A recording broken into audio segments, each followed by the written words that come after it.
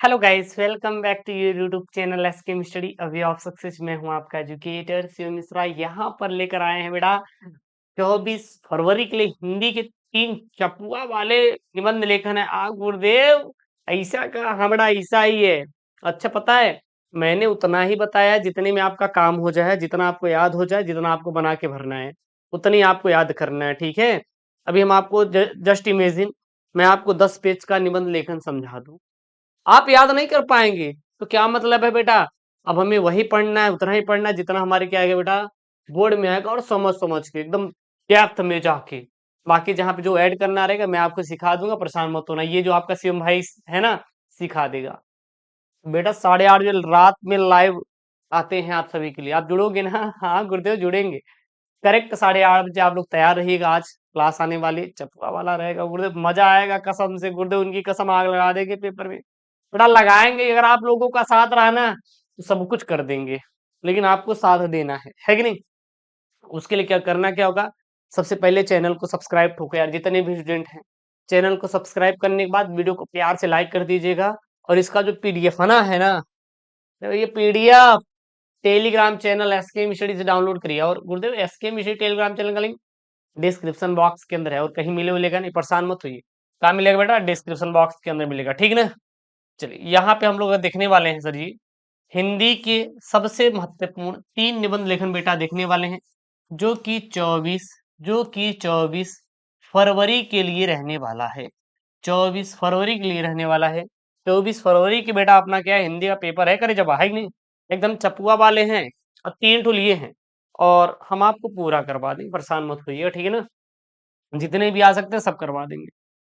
Paper में रहेगा क्या बेटा, निम्नलिखित विषयों में से भाषा शैली में निबंध लिखिए। अच्छा, जो साहित्यिक हिंदी के हैं, या फिर हम बात करें आप लोग कला, मतलब कक्षा 10वीं के 12वीं के सभी के लिए भैया निबंध लेखन है, तो इसमें कोई वो नहीं होना चाहिए, ठीक है ना। तो सबसे पहला है भारत में कृषि क्रांति, दूसरा है भारतीय लोकतंत्र का भविष्य, और तीसरा बेटा है विज्ञान वरदान या अभिशाप।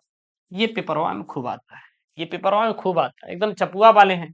तो 3 ठो ऐसा लिए हैं सर ये, जो बहुत क्या है, मोस्ट इंपॉर्टेंट है। ब्लर कर रहा है क्या? ब्लर कर रहा है क्या? चलिए, इलाज कर दिए इसका। ठीक, तो ये तीनों बहुत इंपॉर्टेंट है, एक एक करके हम लोग देखेंगे। और तगड़े वाले हैं बेटा, तैयार कर लेना जितने भी स्टूडेंट हैं, जितने भी स्टूडेंट हैं। 24 फरवरी तैयार कर लेना, बस इतना पढ़ना हो गया जितना मैं आपको पढ़ाऊंगा। सबसे सिंपल भाषा में, कम डोज तगड़ा डोज, ठीक। सबसे पहला है बेटा यहाँ पे, भारत में कृषि क्रांति। क्या है बेटा? भारत में कृषि क्रांति सबसे चौचक वाला गुरुदेव निबंध लेखन है। जब भी भारत में कृषि क्रांति पर निबंध देगा, तो हमें कोई भी निबंध रहे, सबसे पहले प्रस्तावना लिखना रहेगा। हमारे साथ याद करते चलिएगा, जितना आपको याद हो जाएगा उतना ही लिखवाएंगे, और उतने में आपका पूरा टॉपिक कवर कर लेंगे। बाकी हम बता देंगे कैसे आपको करना है, परेशान मत हो, ठीक ना। कोई भी निबंध रहता है तो सबसे पहले आपको बेटा प्रस्तावना लिखना जरूरी है। अच्छा, प्रस्तावना में तो होता क्या है, उस चीज का परिचय होता है। जैसे अगर मैं आपसे बोलूं कि चलिए आप कौन है बताइए, तो आप सबसे पहले अपना नाम बताएंगे कि मैं कौन हूँ, मेरे पिता का क्या नाम है, माता क्या नाम है, मैं रहता कहाँ हूँ, अपना एड्रेस बता देंगे, ठीक। अब उसके बारे में वर्णन करेंगे। हाँ गुरुदेव, मैं ये तैयारी करना चाहता हूँ, फिर उसके बारे में लिखेंगे। आखिरकार क्यों तैयारी करना है ये लिखेंगे। ऐसे ऐसे करते हैं ना, तो उसी प्रकार सेम टू सेम हमारा क्या रहता है, निबंध लेखन। तो जैसे यहाँ पे है भारत में कृषि क्रांति, क्या बेटा? भारत में कृषि क्रांति है, तो सबसे पहले हमें बेटा प्रस्तावना लिखना रहेगा। क्या लिखना रहेगा? प्रस्तावना। प्रस्तावना में रहेगा क्या, प्रस्तावना में इसके बारे में बताना रहेगा। इसमें लिखेंगे भारत एक कृषि प्रधान देश है, सदियों से कृषि पर निर्भर रहा है। मतलब समझेगा, भारत एक क्या बेटा, कृषि प्रधान देश है। अर्थात जो भारत है ना, इसमें हमेशा और हमेशा कृषि होती है। यानी कि अपने भारत में कृषि ज्यादा ही होती है। क्या होती है बेटा? ज्यादा होती है। स्वतंत्रता के बाद देश ने आत्मनिर्भरता के मार्ग पर अग्रसर होने के लिए कृषि में क्रांतिकारी बदलाव किए। जब हमारा भारत स्वतंत्र हो गया, तो इसके बाद देश ने आत्मनिर्भर के मार्ग पर अग्रसर होने, मतलब कि हम किसी अन्य देश पे निर्भर ना रह के खुद पर निर्भर रहे। इसके लिए जो भारत है ना, भारत है, इन्होंने बहुत सारे क्रांतिकारी बदलाव किए, मतलब बहुत सारे अपने चीजों में बदलाव किए। और इन परिवर्तनों में हरित क्रांति का महत्वपूर्ण योगदान रहा। और ये जो परिवर्तन किए गए, इसमें किसका महत्वपूर्ण योगदान रहा? हरित क्रांति। अब गुरुदेव क्या है, कोई आदमी है, नहीं बेटा, यह योजना है।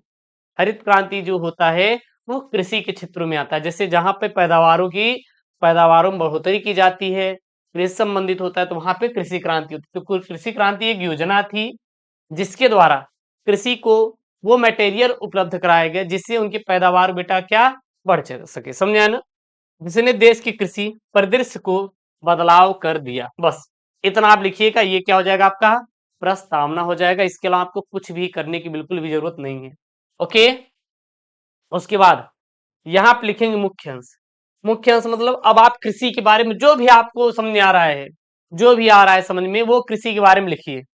बहुत लोग बेटा आप देखेंगे तो मत्स्य पालन वो भी एक कृषि में आता है, ठीक है ना। बहुत लोग जौ का ज्यादा उत्पादन करते हैं, बहुत लोग फूलों की खेती करते हैं, वो भी कृषि में आता है। तो जो भी आपको आ रहा है आप लोग बेटा हेडिंग बना के इसमें भर दीजिएगा। आपके ऊपर है आप लिखना कितना चाह रहे हैं। आपको जितना मन में आए, 1 2 3 4 पेज, जितना समय लास्ट में बचा हुआ वो लिखिएगा। नहीं तो जितना हमें आप लिखवा दें इतना लिख देंगे, आपको पूरा नंबर मिल जाएगा, आप बिल्कुल परेशान मत होइएगा। तो इसमें लिखेंगे हेडिंग, हेडिंग याद रखेंगे, हेडिंग याद रखेंगे। 1960 के दशक में भारत में खाद्य संकट ने सरकार को मजबूर किया कि वह कृषि में आधुनिक तकनीकी और नई विधियों को अपनाए। मतलब पहले क्या था ना, 1960 के पहले कृषि में कोई बदलाव किया ही नहीं, सरकार ने कोई इस पर ठोस कदम उठाए नहीं, जिसकी वजह से पैदावार घट गई। किसान आत्महत्या करने लगे कि पैदावार हो ही नहीं रहा, तो भैया अपना जीवन यापन कैसे करेंगे, जिसके वजह से अपने देश में ना खाने को लेके बहुत ज्यादा भुखमरी हो गई। तो उसे उसको बढ़ाने के लिए, पैदावार बढ़ाने के लिए सरकार ने बहुत सारे कदम उठाए थे। तो वही है यहाँ पे, ठीक। आगे लिखेंगे, यहाँ पे क्या लिखेंगे बेटा, यहाँ लिखेंगे हरित क्रांति के तहत उन्नत बीजों, रासायनिक उर्वरकों और सिंचाई तकनीकों का व्यापक उपयोग किया गया। इससे गेहूं, चावल और अन्य अनाजों की पैदावार में अभूतपूर्व वृद्धि हुई और भारत खाद्यान्न उत्पादन में आत्मनिर्भर बन गया। ठीक, आगे पॉइंट में लिख सकते हैं, इस क्रांति के साथ साथ कुछ चुनौतियां भी सामने आई। अत्यधिक रासायनिक उर्वरकों के कारण मृदा की उर्वरता में गिरावट, जल संकट और पर्यावरण असंतुलन जैसी समस्याएं उत्पन्न हुई। और इन चुनौतियों का समाधान ढूंढना आज भी एक महत्वपूर्ण क्या विषय है, या एक महत्वपूर्ण टास्क है। ओके, उसके बाद लास्ट में आपको क्या लिख देना है, निष्कर्ष लिख देना है। निष्कर्ष लिखना बहुत जरूरी है। ओके, निष्कर्ष में क्या लिख देंगे, इसी के बारे में लिखेंगे कि इससे हम लोग कैसे निकल सकते हैं, कैसे मतलब बचा जा सकता है कि हमारे देश में कृषि पे कोई दिक्कत ना आने पाए। तो आप लिखेंगे भारत में कृषि क्रांति ने देश को खाद्यान्न संकट से उबार कर आत्मनिर्भर बनाया, लेकिन भविष्य में विकसित टिकाऊ कृषि प्रणाली अपनाकर ही हम पर्यावरण और प्राकृतिक संसाधनों का संरक्षण कर सकेंगे। यह क्रांति हमें सिखाती है कि आधुनिक तकनीकों का संतुलित उपयोग ही अस्थायी विकास का क्या बेटा मार्ग है। ओके, उसके बाद दूसरा यहाँ पे इंपॉर्टेंट वाला है, वो किस पर होने वाला है, भारतीय लोकतंत्र का भविष्य। भारतीय लोकतंत्र का भविष्य, ये भी बहुत इंपॉर्टेंट है, बार बार पेपर रिपीट होता है। तो 24 फरवरी वाले हिंदी वाले जितने भी स्टूडेंट हैं, ये निबंध जरूर से जरूर पढ़ के जाइएगा। सबसे पहले बेटा क्या लिखना है आपको, प्रस्तावना लिखना है। मैंने आपको बोला प्रस्तावना में क्या लिखना रहेगा, इसके बारे में बताना रहेगा। ठीक, यानी भारतीय लोकतंत्र विश्व का सबसे बड़ा, विशाल और विविधतापूर्ण लोकतंत्र है। विभिन्नता में एकता और का यह अद्भुत ताना बाना देश को आगे बढ़ाता है, परंतु आज के वैश्विक परिदृश्य में इसके सामने कई चुनौतियां भी हैं। भारतीय लोकतंत्र का भविष्य इस बात पर निर्भर करता है कि हम इन चुनौतियों का सामना कैसे करते हैं। फिर हेडिंग बना के लिखेंगे मुख्य अंश में। मुख्य अंश में जैसे कि यहाँ पे बताएंगे कि बेटा कैसे कैसे क्या होगा। जैसे यहाँ पे सबसे पहला है शिक्षा और जागरूकता, अर्थात लोकतंत्र की बुनियाद जागरूक नागरिकों पर टिकी है और शिक्षा के माध्यम से हम लोगों में सही जानकारी, विवेक और नागरिक जिम्मेदारी का संचार कर सकते हैं। उसके बाद भ्रष्टाचार से लड़ाई। भ्रष्टाचार लोकतंत्र की मजबूती को कमजोर करता है। पारदर्शिता, सख्त कानून और जिम्मेदार नेतृत्व के माध्यम से भ्रष्टाचार को जड़ से खत्म किया जा सकता है। ठीक, उसके बाद लिखेंगे तीसरा यहाँ पे तकनीकी और डिजिटल युग, अर्थात इंटरनेट और सोशल मीडिया ने लोकतंत्र में नागरिकों की भागीदारी को बढ़ाया है, परंतु गलत सूचना और अफवाहें भी एक गंभीर समस्या है। सही तकनीकी साधनों का उपयोग कर हम इस समस्या का समाधान खोज सकते हैं। ठीक है, आगे यहाँ पे लिखेंगे, क्या लिखेंगे बेटा, पॉइंट टू पॉइंट बना के सामाजिक समरसता यानी सामाजिक समरसता बनाए रखेंगे, जैसे कि जाति, धर्म और चीजों को अगर हम लोग हटा दें, तो जो हमारा भारत है ना, ये एकजुट होकर रहेगा। आप देखेंगे जो नेता हैं आजकल के ना, अपने वोट बैंक के लिए बेटा मार करवा देते हैं, आपस में लड़ाई झगड़ा मारपीट सब करवा देते हैं। तो यहाँ आप लिखेंगे जाति, धर्म, लिंग एवं आर्थिक स्थिति में विविधता है, लेकिन अगर हम समरसता, सहिष्णुता और संवाद के माध्यम से आगे बढ़े तो लोकतंत्र और भी प्रबल बनेगा। फिर लास्ट में लिखेंगे निष्कर्ष। निष्कर्ष में बेटा क्या लिखेंगे? निष्कर्ष में हम लोग लिखेंगे कि भारतीय लोकतंत्र का भविष्य उज्जवल तभी रहेगा जब नागरिक अपने अधिकारों और कर्तव्यों का पालन करेंगे।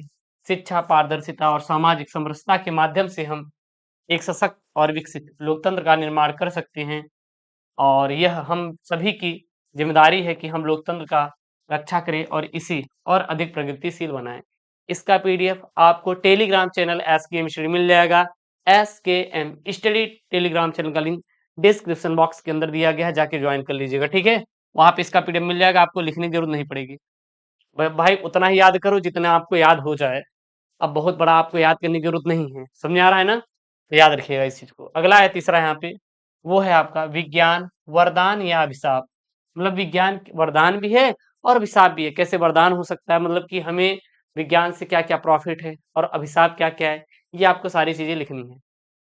तो सबसे पहले लिखेंगे आप बेटा प्रस्तावना। प्रस्तावना में क्या लिखेंगे? विज्ञान के बारे में बताएंगे, यानी कि विज्ञान ने मानव जीवन को जिस प्रकार से परिवर्तित कर दिया है वह अतुलनीय है, और चिकित्सा, संचार, परिवहन और कृषि जैसे क्षेत्रों में इसकी क्रांतिकारी प्रगति ने जीवन को सुविधाजनक और उन्नत बनाया है। लेकिन वही विज्ञान के दुरुपयोग और अनियंत्रित प्रयोगों से उत्पन्न खतरे भी कम नहीं है। अतः प्रश्न उठता है कि क्या विज्ञान वरदान है या फिर क्या है अभिशाप है? तो हम लोग दोनों को करेंगे। सबसे पहले विज्ञान के क्या क्या वरदान है, मतलब विज्ञान के क्या क्या प्रॉफिट हमें हुए हैं विज्ञान से। तो सबसे पहले चिकित्सा में क्रांति आई है विज्ञान के कारण, यानी कि आधुनिक चिकित्सा तकनीकों ने रोगों का निदान और उपचार संभव किया, जिससे जीवन प्रत्याशा में वृद्धि हुई। अगला है सूचना एवं संचार एवं सूचनाएं, अर्थात इंटरनेट, मोबाइल और उपग्रह संचार ने दुनिया को एक दूसरे के करीब ला दिया है। उसके बाद लिखेंगे उद्योग एवं उत्पादन। इसमें क्या लिखेंगे? वैज्ञानिक प्रगति ने उत्पादन की गति और गुणवत्ता को बढ़ाया है, जिससे आर्थिक विकास संभव हुआ है। उसके बाद लिखेंगे कृषि में नवाचार, अर्थात उन्नत कृषि तकनीकी के प्रयोग से फसल उत्पादन में वृद्धि हुई है और खाद्य सुरक्षा सुनिश्चित हुई है। ठीक, तो ये सब क्या है बेटा? वरदान है। किसके? मतलब कि क्या क्या प्रॉफिट हुए हमें विज्ञान से। हेडिंग बाय हेडिंग बना के लिखेंगे, आप काम हो जाएगा। जब आप लिखने बैठेंगे ना, तो ये बहुत बड़ा हो जाएगा। अभी तो आप इसको याद करके जाएंगे, फिर इसमें और अपना अपना जब भाषा जोड़ना शुरू करेंगे तो इसका 3 गुना हो जाएगा। आप परेशान मत होइएगा, ठीक है। जब इसको जोड़ेंगे तो ये 3 गुना हो जाएगा। उसके बाद विज्ञान के क्या क्या अभिशाप है। अभिशाप का मतलब क्या क्या हानियां है, क्या क्या हानि हुई है। तो सबसे पहला यहाँ पे बेटा कि अभिशाप के रूप में मतलब जहर कैसे हो गया है। तो विनाशकारी हथियार, अर्थात परमाणु, रासायनिक और जैविक हथियार का निर्माण विज्ञान के दुरुपयोग का एक उदाहरण है, जो मानवता के लिए भयावह खतरा बन सकते हैं। अगला है पर्यावरणीय संकट, अर्थात औद्योगिकरण और तकनीकी विकास के कारण पर्यावरण प्रदूषण, जलवायु परिवर्तन एवं प्राकृतिक संसाधनों का दोहन बढ़ रहा है। उसके बाद अगला लिखेंगे यहाँ पे साइबर अपराध और निजता का हनन, अर्थात डिजिटल युग में साइबर अपराधों और व्यक्तिगत जानकारी के दुरुपयोग की समस्याएं भी सामने आई हैं। लास्ट में लिखेंगे आप लोग निष्कर्ष। निष्कर्ष में क्या लिखेंगे कि हम लोग कैसे बच सकते हैं, इससे कैसे बचा जा सकता है। यानी कि विज्ञान निसंदेह मानव प्रगति का एक महत्वपूर्ण स्तंभ है। यदि इसे सही दिशा में नियोजित और नियंत्रित किया जाए तो यह वरदान बन सकता है, लेकिन इसके दुरुपयोग से उत्पन्न खतरों को नजरअंदाज करना मानव के लिए घातक सिद्ध हो सकता है। इसीलिए विज्ञान के सदुपयोग पर विशेष ध्यान देना आवश्यक है, ताकि इसका प्रकाश मानव कल्याण में योगदान दे सके और किसी भी प्रकार का अभिशाप न बन सके। तो आपको ये 3 भैया निबंध आपको तैयार करना है, जो कि मैंने आपको बता दिया बेटा कैसे लिखना है, कैसे क्या करना है। और आपके 24 फरवरी दिन में छपने वाले निबंध है। मैं ऐसे आपके 12-15 निबंध करवा दूंगा, क्योंकि आपके 7 सेट यूपी बोर्ड में होते हैं, तो आपका काम हो जाएगा। इसका पीडीएफ टेलीग्राम चैनल एसके मिश्र मिल जाएगा। एसके मिश्र टेलीग्राम चैनल का लिंक डिस्क्रिप्शन बॉक्स के अंदर दिया गया, जाके ज्वाइन करिए। ओके दोस्तों, थैंक यू, जय हिंद, टेक केयर, बाय बाय।